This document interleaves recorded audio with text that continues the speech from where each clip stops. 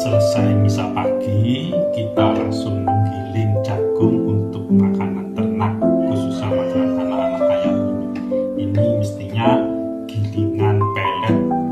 Saya belinya dengan paket dinamo, tapi ternyata datanya tanpa dinamo, jadi pakai tenaga manual saja ya sudah. Tapi bisa dimanfaatkan untuk menggiling jagung supaya ada makanan untuk ternak kita, khususnya untuk anak-anak ayam. Oke, selamat pagi.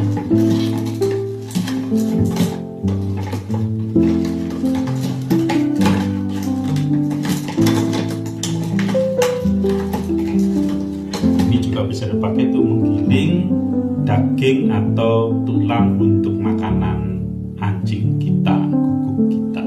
Biasanya saya